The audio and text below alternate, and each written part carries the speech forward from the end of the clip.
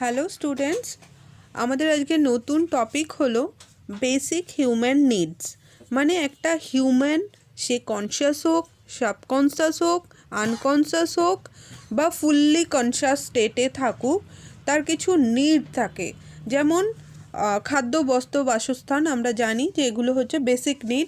তেমনি প্রত্যেকটা মানুষেরই বেসিক নিড থাকে। তাহলে আমরা দেখে নিই যে হিউম্যান নিডের ক্যারেক্টারিস্টিকগুলো কী কী।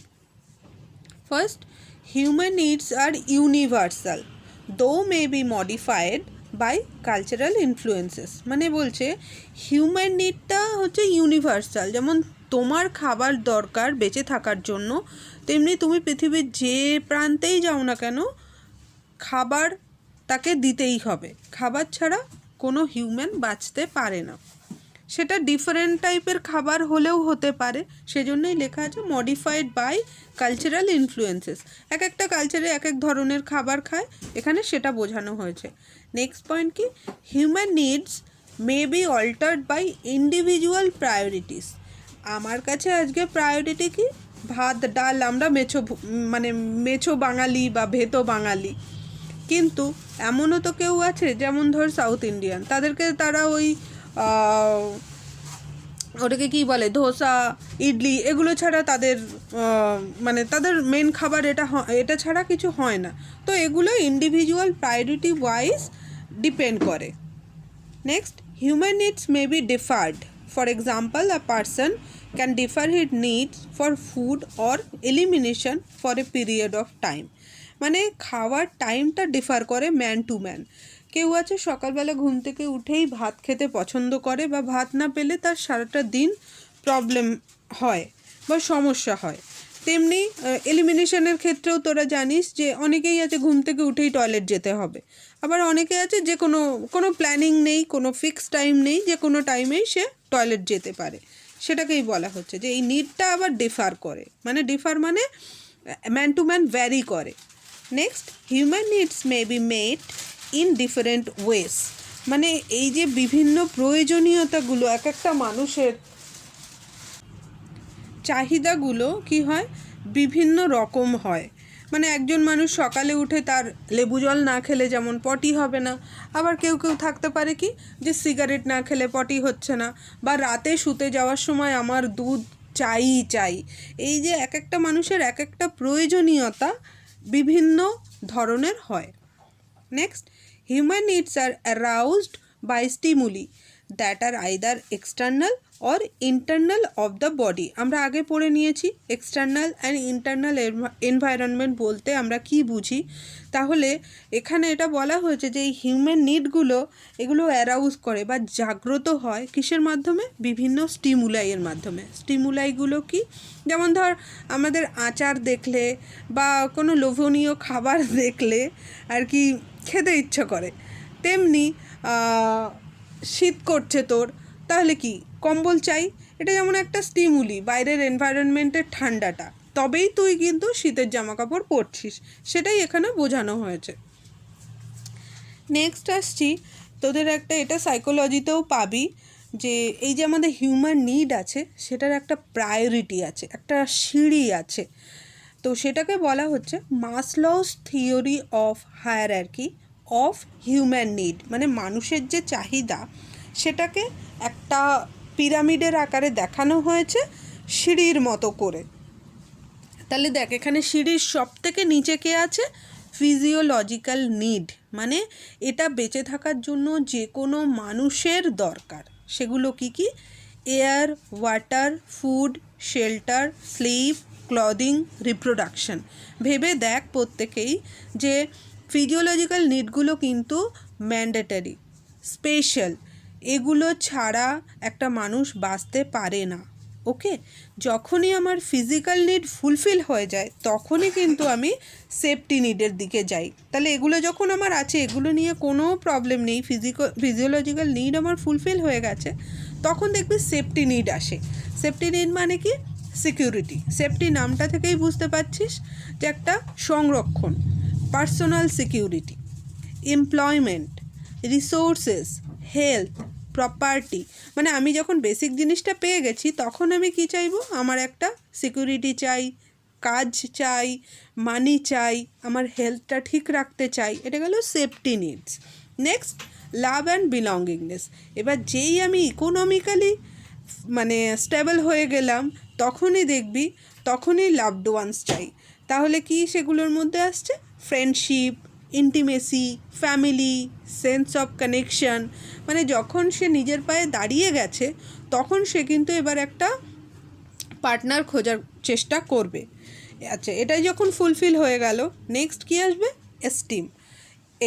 এটা হচ্ছে একটা সেলফ এস্টিম, মানে নিজের মধ্যে একটা নিজস্বতা খুঁজে পাওয়া। সেটা কেমন? সেটা self esteem, status, recognition, strength, freedom. মানে আমার বেসিক নিড ফুলফিল করে গেছে, আমি একটা স্টেবল কন্ডিশনে পৌঁছে গেছি, আমার কাছে আমার ভালোবাসার মানুষটা আছে, ফ্যামিলি আছে। তখন কিন্তু তার মধ্যে সে তখন ক্রেভ করে যে আমাকে কেউ রেসপেক্ট করবে, আমিও ফ্যামিলি মেম্বারদের মধ্যে একটা রেসপন্সিবল পারসন। এই যে ফিলিংসটা, সেটাকে বলা হচ্ছে এস্টিম। আর সবথেকে টপ মোস্ট বা প্রায়োরিটি যেটা, সেটা হচ্ছে সেলফ অ্যাকচুয়ালাইজেশন। এই লেভেলটাতে মোটামুটি খুব বেশি মানুষ পৌঁছতে পারে না। কেন? সেলফ অ্যাকচুয়ালাইজেশন হচ্ছে তাদেরই হয় যারা একমাত্র, যেমন ধর সেলফ অ্যাকচুয়ালাইজেশন বলতে তাদেরকে বোঝানো হয়, যেমন এপিজে আব্দুল কালাম জি। উনি মানে সব নিজেকে বিলিয়ে দিয়েছেন যে তোমাদের কার কী শেখার আছে বলো, আমি সব কিছু মানে উনি ভেবেই নিয়েছেন মানে আমরা সবাই জানি উনি মোস্ট অফ দ্য পিপলের ভেতরেও একজন ওয়াইজ পারসন। তো ওনার কাছে কোনো অ্যান্সার পাবো না, এটা হতেই পারে না। তো সেক্ষেত্রে কি ওনার মধ্যে তাই বলে এটাকে কেউ অহংকার ভেবো না, এটা হচ্ছে একটা নিজস্বতার হাইয়েস্ট লেভেলে পৌঁছে যাওয়া। সে যখন সব কিছু জেনে গেছে এবং টপমোস্ট প্রায়োরিটিতে আর তার কিছু পাওয়ার নেই, যেখানে সে পৌঁছে গেছে তার ডিজায়ার্ড লেভেলে পৌঁছে গেছে, সেই জন্য তার মধ্যে মানে সে তার নিজেকে বুঝতে পেরেছে যে আমার ক্যাপাবিলিটি এটা, আমি এগুলো কাজ করতে পারবো, আমাকে তার জন্য কারোর কোনো পারমিশন নেওয়ার নেই, বা আমি যদি কোনো কাজ করিও কেউ আমাকে বাধা দেবে না। এই যে একটা সেলফ কনসিয়াসনেস, এটাকে বলা হচ্ছে সেলফ অ্যাকচুয়ালাইজেশন। এখানে মোটামুটি এইটুকুই পড়ে রাখ, এটা তোদের সাইকোলজিতে আবার আছে, তখন আরেকটু ভালো করে পড়ে নিস, ঠিক আছে? এটা আবারও পড়ানো হবে সাইকোলজিতে। এই মাসলস থিওরিটা বলে দিই, মাসলস থিওরি মানে হচ্ছে মাসল একজন পার্সন, সাইকোলজিস্ট সম্ভবত, উনি এই থিওরিটা বার করেছিলেন বলে ওনার নাম অনুযায়ী মাসলস থিওরি হয়েছে, ঠিক আছে? এটা 1950 সালে 5 স্টেজ মডেল হিসেবে পরিচিতি পায়। তোরা দেখলি 5টা স্টেজ, ওকে? তাহলে দেখ, এখানে আমরা যেটা বলেছিলাম সেটাই একটু এক্সপ্লেন করা আছে ছোট করে। Self actualization, need for realization of personal potential, self fulfilment, seeking personal growth and peak experience, একটু আগেই বলেছি। সেলফ এস্টিম মানে কি? Need for achievement, mastery, independence, status, dominance, prestige, self respect and respect from others. Love and belongingness, need for affection, feeling of belongingness and meaningful relation with other, security and love. Safety and security, needs for shelter, freedom from harm and danger, order and law. And physiological needs for oxygen, food, water, rest and elimination. The need for sex is not necessary for individual survival but is necessary for survival of human kind. তাহলে দেখো, এগুলোই কিন্তু আমরা আগে স্লাইডটাতে discuss করেছি। যদি এখানে মনে হয় কারো কোনো পয়েন্ট বুঝতে পারোনি, তাহলে প্লিজ ডাউট ক্লিয়ারেন্স ক্লাসে সেটা এক্সপ্রেস করো। নেক্সট, এবার যে নিডগুলো আমরা বললাম সেগুলো একটু ছোট্ট করে ডেসক্রাইব করে দিচ্ছি, ওকে? দ্য ফিজিওলজিক্যাল নিড, তাহলে ফিজিওলজিক্যাল নিডের মধ্যে কী কী পড়ছে? নিড ফর অক্সিজেন, এটা বুঝতেই পারছি যে অক্সিজেন ছাড়া আমরা বাঁচবো না, তাহলে এখানে আর বেশি কিছু আমি বললাম না। আমাদের এনভায়রনমেন্টে অক্সিজেন আছে, যেটা আমাদের বাঁচার জন্যে একটা অবশ্যম্ভাবী প্রোডাক্ট। তো সেটা কি হচ্ছে, এখন অনেক ডিজিজ আছে আমরা জানি, যে lung disease, heart disease, respiratory সেন্টারের প্রবলেম বা এয়ার প্যাসেজের অবস্ট্রাকশান, সেক্ষেত্রে কী হয়, অক্সিজেন আমাদেরকে বাইরে থেকে দিতে হয়। এছাড়া আমরা কিন্তু নর্মালি অক্সিজেন নিয়ে থাকি। Need for proper nutrition. Proper nutrition বলতে বোঝানো হচ্ছে যে আমি যদি ডেলিকার যে ব্যালেন্স ডায়েট সেটা যদি না মেনটেন করি, তাহলে আমি মেন্টালি ফিজিক্যালি ফিট থাকতে পারবো না। তাহলে আমি যদি ফিজিওলজিক্যাল নিডটাই ফুলফিল না হয়, আমি নেক্সট স্টেজে পৌঁছাতে পারবো না। সেই জন্য বলা হচ্ছে proper nutrition. Need for maintain fluid and electrolyte balance. Fluid and electrolyte balance মানে হচ্ছে, ফ্লুইড মানে হচ্ছে ওয়াটার। আমি যতটা জল খাচ্ছি, কতটা আমার আউটপুট হচ্ছে বা এলিমিনেশন হচ্ছে, সেটা কিন্তু একটা ব্যালেন্সের উপর দাঁড়িয়ে থাকে। তো সেটাও কিন্তু আমাকে মেনটেন করতে হবে। আমি সারাদিন জল খেলাম না, আর রাতের বেলায় শোয়ার আগে 2 লিটার জল খেয়ে নিলাম, 3 লিটার জল খেয়ে নিলাম, তাতে কিন্তু আমার শরীরে ওয়েস্ট প্রোডাক্টটা বেরোবে না। তাহলে আমাকে সেটাও কিন্তু এই ফ্লুইড অ্যান্ড ইলেকট্রোলাইটটা শরীরে মেনটেন করতে হবে। ঠিক আছে, তার জন্যে জল খেতে হবে। Need for personal hygiene. Personal hygiene মানে নিজেকে পরিষ্কার রাখা, ডেলি স্নান করা, ব্রাশ করা, টয়লেট করা, কাঁচা জামা কাপড় পরা, এগুলোই হচ্ছে পার্সোনাল হাইজিনের মধ্যে পড়ে। নিড ফর এলিমিনেশন মানে টয়লেট যাওয়া, ইউরিন করা, এগুলোকে বলে এলিমিনেশন, মানে এগুলো একটা normal need. Rest and sleep মানে ঘুমোনোটাও আমাদের জীবনের অঙ্গ, তো সেটাও কিন্তু আমাদের basic need. Proper clothing and bed clothes, wear clothes. তাহলে আমি যদি ঠিকঠাক ড্রেসপত্র না পরি, তাহলে আমার শীতকালে দেখা গেল আমি পাতলা ফিনফিনে একটা জামা পরেছি, সেটা কি আমার বেসিক নিড ফুলফিল করে না। তাহলে শীতকালে যেমন ক্লথ পরা দরকার, গরমকালে কেমন ক্লথ পরা দরকার, সেগুলো আমাকে মেনটেন করতে হবে। Need for regulation of body heat, এই সেম জিনিসই, মানে আমার গরমকালে নিশ্চয়ই আমি একটা কম্বল গায়ে দিয়ে থাকবো না, তাতে কি আরও বেশি গরম লাগবে। সেই জন্যে আমার টেম্পারেচার রেগুলেশন ভীষণ ইম্পর্টেন্ট। যখনই দেখবো আমি ঘেমে গেছি, তাহলে কি হয়, আমি চেষ্টা করব একটু হাওয়ার মধ্যে এসে বসতে বা ফ্যানটা চালিয়ে দিতে। আবার যখন খুব ঠান্ডা হয়ে গেছি, তখন কি আমি গরম জামা কাপড় গায়ে দেবো। এইভাবে হিট রেগুলেশনটা আমাকে মেনটেন করতে হবে। Next, good posture. Good posture মানে এই যে পড়তে বসেছো, তোমরা দেখো ম্যাক্সিমাম লোক সব কুঁজো হয়ে বসে আছো, তো একটু স্ট্রেট হয়ে বসবে। পশ্চারটা ঠিক করলে কি নিজের ওয়েলবিং, নিজের ফিলিংসটা একটু চেঞ্জ হয়। তো সেই পশ্চারটাও অনেক সময় নিজেরকে ইম্পর্টেন্স দিতে হেল্প করে। Need for movement and exercise. মাঝে মাঝে এই যে তোমরা 8টা থেকে 4টে বসে বসে জানি না কি করছো, বসে বসে কন্টিনিউ ক্লাস করছো, মাঝে মাঝে উঠবে, হেডফোনটা কানে দিয়ে হেঁটে বেড়াবে, একটু টেবিল চেয়ারে বসবে, একটু রেস্ট নেবে। এই যে আমরা যখন বলি এখন রেস্ট, তখন একটু হাত পা তুলে বসা, জল খাওয়া, টয়লেট যাওয়া, এগুলো কিন্তু সব বেসিক নিডের মধ্যে পড়ে।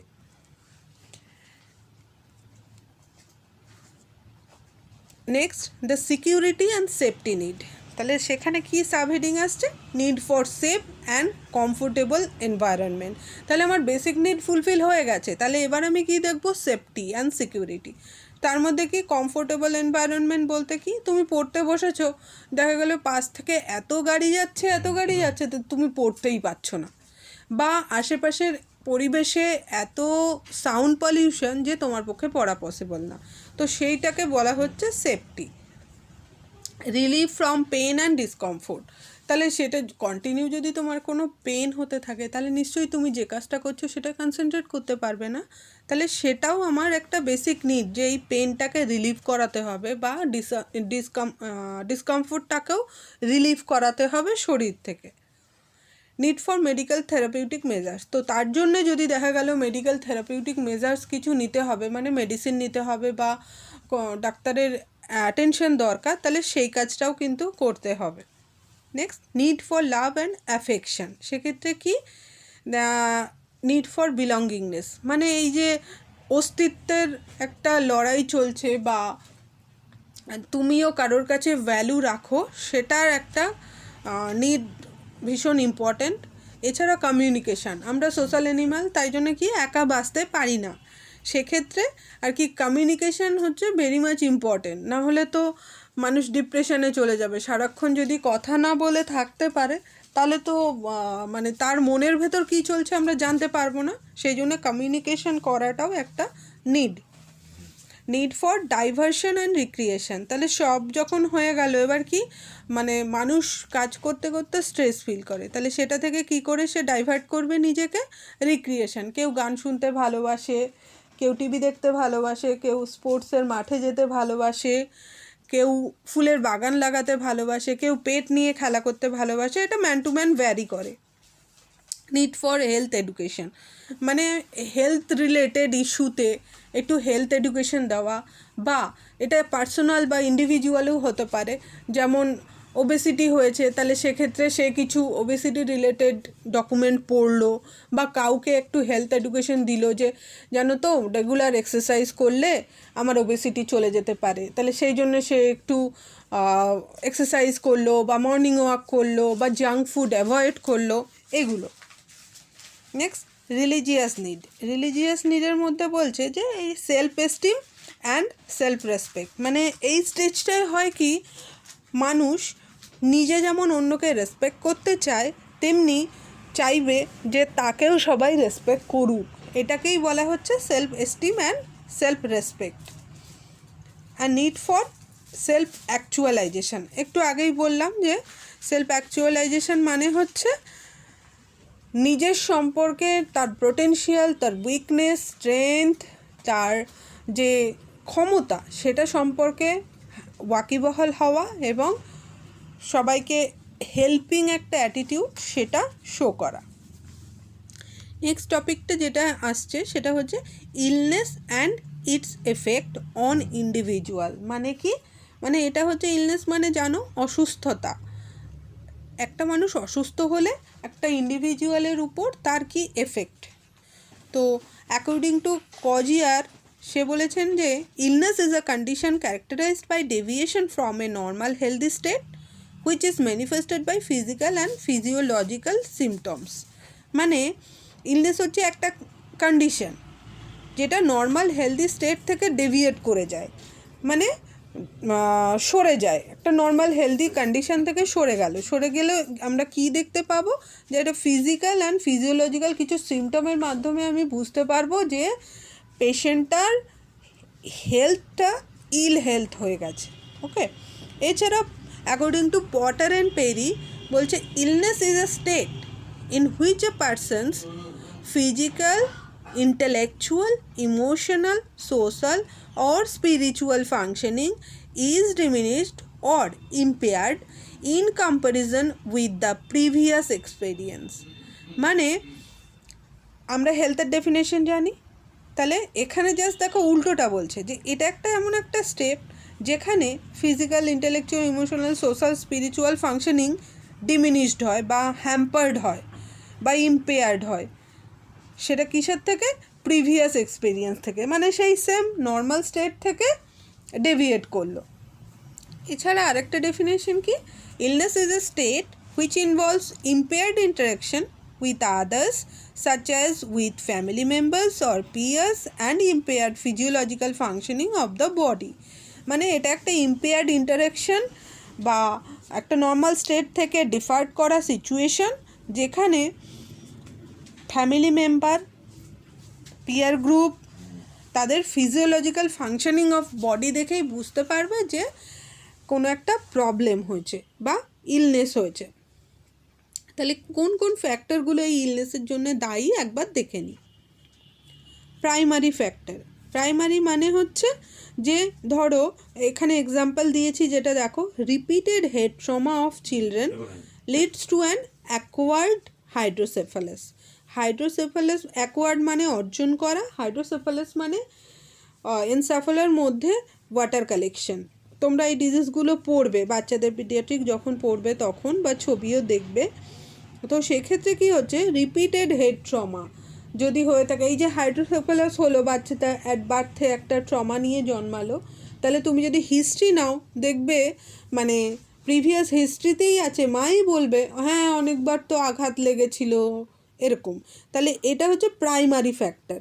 তার মানে এটা নয় আঘাত লাগলেই হাইড্রোসেফালাস হবে, কিন্তু এটা মেবি হতে পারে। Next, predisposing factor. Predisposing factor মানে কি, মানে এটার জন্য এটা হচ্ছে, সেটা কি হচ্ছে, দেখো এক্সাম্পলে কি আছে, poverty is a predisposing factor for malnutrition. Malnutrition আছে মানে তার নিউট্রিশনাল স্ট্যাটাস পুয়ার। তাহলে যদি আমি দেখি কেন পুয়ার, দেখবো হয় স্ল্যাম এরিয়াতে থাকে, বা ওর নিউট্রিশনাল ভ্যালুগুলো ঠিক মতো মেনটেন করা হয় না, বা পুয়ার ভেন্টিলেটেড রুমে থাকে, বা ক্রনিক রেসপিরেটরি ইনফেকশন আছে, সেগুলোর জন্যে আজকে তার মানে ম্যালনিউট্রিশন হয়েছে। Next, contributing factor. Contributing factor মানে কি, যেমন একটা সেডেন্টারি লাইফস্টাইল, ওবেসিটি আছে, কিন্তু তার এইসব প্রবলেম কিছু নেই, কিন্তু দেখো গিয়ে সে ডেইলি স্মোকিং করে, অ্যালকোহল খায়, তাহলে তার জন্যে তার হাইপার টেনশন হয়েছে। তোমরা যখন ওয়ার্ডে যাবে তখন দেখবে পেশেন্টের যদি হাইপার টেনশন থাকে, আমি কিন্তু এই পয়েন্টগুলো জিজ্ঞেস করব, what is the primary factor, contributing factor, predisposing factor, সবাইকে কিন্তু এই পয়েন্টগুলো মনে রাখতে হবে। ওকে। প্রেসিপিটেটিং ফ্যাক্টর মানে প্রেসিপিটেট করা, যেমন ধরো আমরা অনেক সময় টিভিতে দেখি না যে পেশেন্ট মানে কেউ কেউ একটা কিছু শুনলো, কি আমার মেয়ে অন্যের সঙ্গে পালিয়ে গেছে বলতেই বাবা হার্ট অ্যাটাকে পড়ে গেল। আচ্ছা, তার মানেটা কি, এখানে হার্ট অ্যাটাকটা একটা কি করে, যে তুমি জানো ওর হার্ট দুর্বল, তুমি এমন একটা ইনসিডেন্ট বা এমন একটা গল্প বললে যে ইমিডিয়েটলি দুর্বল হার্টটা বিট করা বন্ধ করে দিল, তাহলে কি দিয়ে প্রেসিপিটেট করালে একটা bad news. Okay. Next, classification of illness বা টাইপস, মানে ওই অসুস্থতাটা কেমন ধরনের হয় বা কী কী টাইপসের হয়, ছবিগুলো দেখে নিশ্চয়ই তোমরা কিছু গেস করতে পারছো, তো একটু দেখে নিই, আমরা লিখে নিই কী আছে। Acute illness. অ্যাকিউট ইলনেস মানে ইমিডিয়েটলি হচ্ছে, হঠাৎ করে হলো, সকালে স্কুল থেকে চলে এলাম, বাড়ি এসে বলছি তোমাদেরকে জানো তো আমার একটা অ্যাক্সিডেন্ট হয়েছে, তো এটাকে বলছি অ্যাকিউট, হঠাৎ করে হবে। বা বাড়ি চলে এলাম, তোমরা কেউ ফোন করে বললে সিস্টার এসির না খুব লুজ মোশন হচ্ছে, এবার যেই জিজ্ঞেস করলাম কেন রে, বিকেলে কী খেয়েছিস, সঙ্গে সঙ্গে কী বললো, সিস্টার ও তো বেরিয়ে ফুচকা খেয়েছে, তাহলে বুঝতেই পারছো যে কী ফ্যাক্টর কাজ করেছে। নেক্সট, ক্রনিক ইলনেস মানে এটা হচ্ছে মোর দ্যান 6 উইকস ধরে যে ইলনেসটা কন্টিনিউড হবে তাকে আমরা ক্রনিক ইলনেস বলবো। তাহলে সেক্ষেত্রে কি হতে পারে, মানে এই ইলনেসটা নর্মাল যে ফিজিওলজিক্যাল চেঞ্জেস সেটা অনেক দিন ধরে কন্টিনিউ হয়। দেখো লেখা আছে ক্যারেক্টারাইজড বাই গ্র্যাজুয়াল, মানে ধীরে ধীরে কোনো সিমটম দেখতে দেখতে হঠাৎ করে গিয়ে সেটা ম্যাক্সিমাম লিমিটে পৌঁছে যায়, তাকে বলা হচ্ছে। এক্সাম্পল হিসেবে কি আছে, COPD, chronic obstructive pulmonary diseases, মানে তুমি বুঝতেই পারছো যে এটা বহুদিন ধরে চলছে। কেউ যদি হঠাৎ করে কাল দেখা হলো, পরশুদিন বললো জানিস আমার সিওপিডি হয়েছে, এটা কেউ বলতেই পারবে না, কেননা এটা একটা ক্রনিক কন্ডিশন, এটা কেউ আজকে আছে কাল নেই এরকম হয় না। ওকে। নেক্সট, তাহলে স্টেজেস অফ ইলনেস কী আছে সেটা একটু দেখে নিই।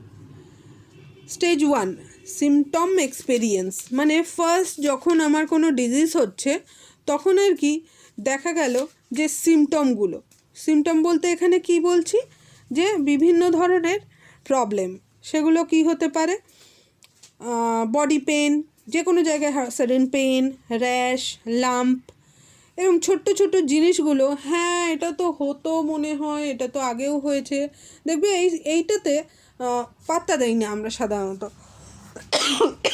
সরি। তো তখন কি হয়, যার জন্য এই জিনিসগুলো কিন্তু আস্তে আস্তে বাড়তে থাকে, এই যে ছোট্ট ছোট্ট জিনিসগুলোকে আমরা ডিলে করিয়ে দিই, তার জন্যে স্টেজ 1টা সাধারণত খুব বেশি ধরা পড়ে না। Next, assumption of sick role, এখানে কি হয়, এই যে কন্টিনিউ একটা সিমটম থেকে যাচ্ছে, তখন ক্লায়েন্টটা বলে বা পেশেন্ট যে আমার অসুস্থতা ফিল হচ্ছে, আমি এবার তাহলে ডাক্তারের কাছে যাব। তাহলে কি সেটা একটা ডিউরেশন হয়ে গেছে, সার্টেন ডিউরেশন, হঠাৎ করে হলো কিছু বললো না, কিন্তু তারপরে দেখা গেলো 1 সপ্তাহ পরে বলছে না এইটা তো যাচ্ছে না, নিজে হয়তো এতদিন ওস্তাদি করে ডাক্তারি করেছে, আর পারছে না, এবার বলছে না এবার আমাকে ডাক্তার দেখাতে হবে, এটাকে বলা হচ্ছে। তাহলে কি পারসিস্টেন্ট যে সিকনেস সেটাকে আমরা বলছি assumption of sick role. Next কি আছে, মেডিকেল কেয়ার কন্ট্যাক্ট, মানে এবার সে ডাক্তারের কাছে যাবে বা মেডিকেল অ্যাটেনশন সিক করবে, মানে ওটাকে কি বলে ট্রিটমেন্ট নেবে, তার জন্য তাকে হসপিটালাইজড হলেও হতে পারে। ওকে, সেটা according to situation. Next dependent client care, যদি দেখা গেল এমনভাবেই তার সিচুয়েশনটা হয়ে গেছে এমার্জেন্সি বা ক্রিটিক্যাল যে তাকে এবার হসপিটালাইজড হতে হলো, হসপিটালাইজড মেবি আইসিইউ কেয়ার, কী ধরনের কেয়ার লাগবে তার সিমটমের উপর ডিপেন্ড করছে বা সিভিয়ারিটির উপর ডিপেন্ড করছে, তখনই আমাদের কাজ পেশেন্টটাকে প্রোটেক্ট করা এবং তার স্ট্রেস ফ্রি লাইফ দেওয়া। নেক্সট রিকভারি অ্যান্ড রিহ্যাবিলিটেশন, এক্ষেত্রে কী করা হয়, যেহেতু সে ইলনেস নিয়ে এসেছে তাহলে তাকে সেই স্টেজ থেকে পুনরায় আবার তার মানে স্টেজে ফেরত দেওয়া, এটাই হচ্ছে আমাদের রোল থাকবে অ্যাজ এ প্রফেশনাল নার্স। তাহলে এই যে একটা ইন্ডিভিজুয়ালের উপর কী কী পড়লো, ওটা একটা ইলনেসের উপর কী এফেক্ট হয় আমরা সেটা দেখলাম। এবার দেখব এই ইলনেসটার জন্য ইন্ডিভিজুয়ালের উপর কী এফেক্ট ফেলেছে। সে তো কোনো জানতো না যে আমার এই হতে পারে ওই হতে পারে, তাহলে ইন্ডিভিজুয়াল একটা মানুষের উপর একটা প্রবলেম হলে বা শারীরিক অসুস্থতা হলে কী অসুবিধা হয় সেটা একটুখানি দেখে নিই। ফার্স্ট কী হয়, বিহেভিয়ারাল অ্যান্ড ইমোশনাল চেঞ্জেস, তার মধ্যে কী কী পড়ে, ফিয়ার। ফার্স্টে আমরা ভয় পাই না, ওরে বাবা হসপিটালে ভর্তি হতে হবে, কি এমন হয়েছে, হঠাৎ করে গায়ে কোনো র্যাশ দেখলাম তাহলে ভয় পেয়ে যাব না, পেশেন্টও যেমন ভয় পায় তেমনি যে এটা কী হয়েছে, মানে ফিয়ার। নেক্সট অ্যাংজাইটি, যে বাবা এটা এবার কি করে সারাবো আমি, এটা কি possible. Okay, over dependence and feeling of helplessness, মানে ওভার ডিপেন্ডেন্স মানে কার উপরে হতে পারি, হয় ফিজিশিয়ানের উপর বা হেলথ পার্সোনেলের উপর বা ফ্যামিলি মেম্বারের উপর, মানে কি বলবে যে আমি আর কিছু জানি না বাবা, আপনি যা পারেন করুন। আবার এটাও হতে পারে, বলতে পারে আমার আর কিছু হলো না বোধহয়, আমি বোধহয় শেষ হয়ে গেলাম, মানে এরকম দু ধরনের ফিলিংস কাজ করতে থাকে। নেক্সট ওরিড অ্যান্ড ফ্রাস্ট্রেশন, তাহলে কি একটা চিন্তা আসে যে কি হবে প্লাস একটা ফ্রাস্ট্রেশনও চলে আসে, মানে একটা দ্বিধা দ্বন্দ্ব যে আদৌ আমি ঠিক হব তো। ওকে, নেক্সট হোপ, লাস্টলি কিন্তু আমরা হোপ ছাড়া বাঁচতে পারি না, অতএব আমরা পজিটিভ থিঙ্কিংই করব এবং ট্রিটমেন্ট করানোর চেষ্টা করব, বা সে ট্রিটমেন্ট করানোর জন্যই কিন্তু হসপিটালে বা মেডিকেল অ্যাটেনশন পে করার চেষ্টা করে।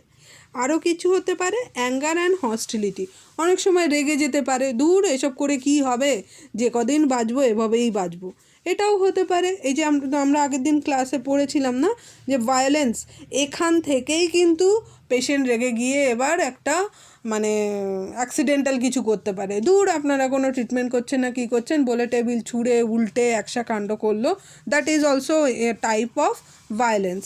ওকে, তাহলে এটা গেল ইন্ডিভিজুয়ালের উপরে। এছাড়া ফ্যামিলি রোলের উপর কি হতে পারে, ফ্যামিলি রোলের উপর বলছে যে এই যে ধরো আমার যদি যে হেড অফ দ্য ফ্যামিলি ছিল যদি সে হসপিটালাইজড হয়ে যায় তাহলে কি হবে, আমার সোর্স অফ ইনকাম বন্ধ, আমার নিউট্রিশনাল যে ব্যালেন্সটা ছিল সেটা ফ্যামিলিতে মেনটেন হবে না, আরও টেনশনে চলে যাবে, যত দিন যাবে তত বেশি টেনশন করবে, তাহলে কি ফ্যামিলি হ্যাম্পার হলো। ফ্যামিলিতে নিউট্রিশনাল ডেফিসিটের জন্যে যদি চিলড্রেন থাকে ম্যালনিউট্রিশন হবে, সেখান থেকে তার ইলনেস হতে পারে, বা বাড়ির মহিলারা এবার কাজ করতে বেরোতে যেতে পারে, মানে একটা ক্যাওস সৃষ্টি হয়ে গেলে যখন একটা ফ্যামিলি মেম্বার বা আর্নিং মেম্বার হসপিটালাইজড হয়ে যায়। তো এটা হচ্ছে ফ্যামিলি রোলের উপর এফেক্ট ফেলে, ফ্যামিলিতে যে রোল ছিল সেটা এফেক্ট, বা একটা ভাবো এখানে ফাদার্স নয়, কোনো মা অসুস্থ হলে সেক্ষেত্রে কী হবে, বাবা তো বাইরে অফিসে কাজ করে, তাহলে রান্না কে করবে, তাহলে নিউট্রিশন হবে না, রান্না খাওয়া হবে না, যে চিলড্রেন ছিল তাদেরও কিন্তু সেই নিউট্রিশনাল হ্যাম্পারই হলো নিউট্রিশনাল লেভেলটা। Okay, next effect on body image, যদি ক্যান্সার হয় বা কোথাও রেপ পায় সেক্ষেত্রে দেখবে সেই জায়গাটার একটা স্কিনটা নষ্ট হয়ে যায়। ইভেন মেয়েদের একটা ইম্পর্ট্যান্ট পার্ট হচ্ছে ব্রেস্ট, মানে সেটা নিয়ে অনেক মেয়েই একটু অবসেসড থাকে। তো সেক্ষেত্রে যদি অপারেশনের পর একটা ব্রেস্ট বা দুটো ব্রেস্ট বাদই দিতে হলো, তাহলে কিন্তু তার ইমোশনাল আপলিফমেন্ট হবে না, ইমোশনালি সে ভেঙে পড়বে। তাহলে এই যে ভেঙে পড়লে তখন কি হবে, মানে অ্যাঙ্গার, হস্টিলিটি, ফেয়ার, যেগুলো আমরা দেখলাম, ভায়োলেন্স, ডিপ্রেশনেও চলে যেতে পারে, কেননা সে মনে করে সে আর মেয়ে নেই। ওকে, তো তার মধ্যে এই যে আর কেউ তার দিকে তাকাবে না, তার যে সৌন্দর্য ছিল সেটা থাকবে না। তো এই যে একটা রং চিন্তাভাবনা, সেটা থেকে বার করার দায়িত্ব কিন্তু আমাদের মতো নার্সদেরই। সেক্ষেত্রে আমরা কি অ্যাডভাইস দিতে পারি যে প্লাস্টিক সার্জারি করে এটা রিপ্লেসমেন্ট করা যেতে পারে, বা স্পেশাল টাইপ অফ যে ব্রাগুলো আছে সেগুলো পরে আপনি আপাতত মানে মেনটেন করতে পারেন নিজেকে। এছাড়া সোশ্যাল কিছু ক্লিনিক থাকে, তারপরে অনেক ইয়েরা আছে যারা সোশ্যাল সার্ভিস করে, তারাও অনেক special type of bra supply দেয়, সেগুলোর সঙ্গে তাদের কমিউনিকেট করে দেওয়া। বা অনেক পেশেন্ট আছে আরও অনেক, যাদের এই সেম টাইপ অফ অপারেশন হয়েছে, তাদের সঙ্গে কমিউনিকেট করে দেওয়া কিন্তু আমাদের কাজ। Next, self concept. Self concept বলতে যে আমার অসুস্থতা হয়েছে, আমি সিক, তাহলে আমি এতটা ট্রিটমেন্ট সহ্য করতে পারবো, এতটা পারবো না, মানে নিজের যে স্ট্রেংথ আর উইকনেস সেটা সম্পর্কে একটা ধারণা রাখা। তো এটা সে নিজেই বুঝতে পারবে যে আমি এই ট্রিটমেন্টটা এত দূর করাতে পারবো, এই ট্রিটমেন্টটা আমি করাতে পারবো না। এই যে একটা সেলফ কনসেপ্ট, সেটাও কিন্তু ইন্ডিভিজুয়ালের উপর এফেক্ট ফেলে। এছাড়া কি, ফ্যামিলি ডাইনামিক। ডাইনামিক কথাটার মানে হচ্ছে ফুল একটা টোটাল ফ্যামিলি বলে বলা হয় যে ডাইনামিক। ডাইনামিক মানে একজন ইন্ডিভিজুয়াল অসুস্থ হলে দেখবে ফ্যামিলির ভেতর আরেকজন কিন্তু লাফালাফি, আনন্দ, অনুষ্ঠান কিছুই হয় না। তাহলে এটা একটা ইলনেস, এমন একটা জিনিস হোল ফ্যামিলির উপর একটা এফেক্ট ফেলে। ওকে, তাহলে মোটামুটি মনে হয় আমরা এই ইউনিট 1টা শেষ করতে পারলাম। তো যদি কোনো ডাউট থাকে তাহলে লিখে ফেলেছো যেগুলো, সেগুলো একে একে বলো। আমরা তাহলে ডাউট ক্লিয়ারেন্স ক্লাসে ওটা ক্লিয়ার করে নেব। Thank you.